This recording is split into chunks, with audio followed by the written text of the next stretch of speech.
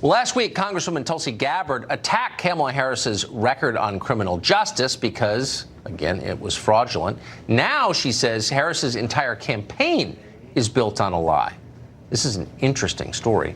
Lisa Booth is a senior fellow at Independent Women's Voice, and she has more on it for us. Lisa, good to see you. Hi, Tucker. In what sense does Congresswoman Gabbard say Kamala Harris's campaign is entirely a lie? It's about her criminal justice reform record, and I want to pull up a quote from Gabbard today that she tweeted out, doubling down. Here she says Kamala's entire campaign is based on a lie. That as Attorney General of California, she was a fighter for the oppressed and for criminal justice reform. But her criminal justice record shows that her policies exemplified the worst aspects of her criminal justice system. And she really put Senator Kamala Harris on blast last week in the second round of debates. Watch this. She put over 1,500 people in jail for marijuana violations and then laughed about it when she was asked if she ever smoked marijuana. She blocked evidence.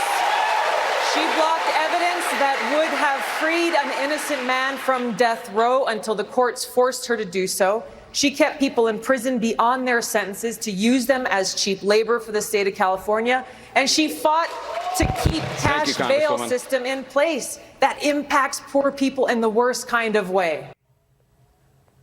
So a pretty brutal line of attack. And Tucker, as you know, Senator Kamala Harris previously served as the Attorney General of California, as well as a district attorney of San Francisco.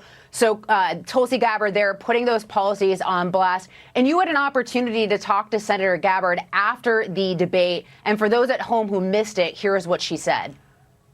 She made decisions that ended up hurting people, that ended up hurting minorities, hurting poor people in the state of California, which is concerning to me for someone who wants to be the president of the United States and frankly, who's claiming to be a prosecutor president.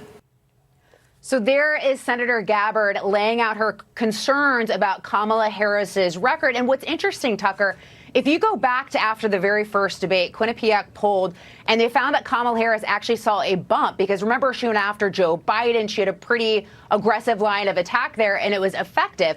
And she was polling around 20%. So they just released a poll that has her at 7% overall.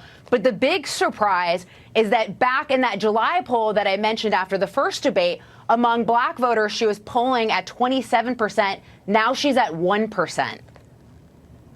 Wow. Fascinating. Right. Well, that had an effect. By the way, you should note that Tulsi Gabbard is not yet a senator. Unfortunately, Mazie Hirono is the senator, one of them from Hawaii. But maybe she will be. Lisa, great to see you. Thank you.